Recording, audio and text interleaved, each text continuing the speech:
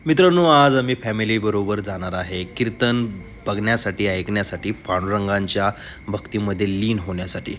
मित्रांनो, जी बिग बॉसमध्ये गेली शिवलीला, जी कीर्तनकार आहे, तिचं आज कीर्तन होतं. आम्ही इथं गेल्यानंतर सर्वांनी इथं पांडुरंगाचा नाम लावलेला आहे.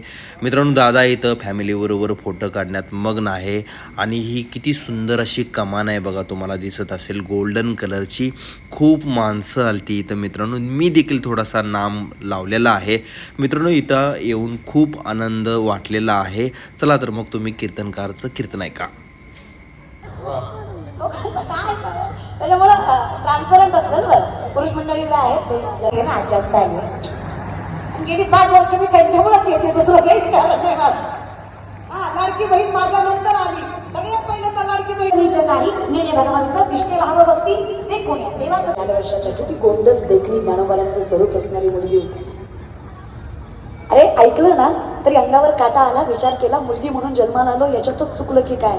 नाहीतर 3.5-4 वर्षाचा काहीतरी दोष असेल का? मला तर वाटतं दादा, या नालायकांपेक्षा तो रावण बरा होता.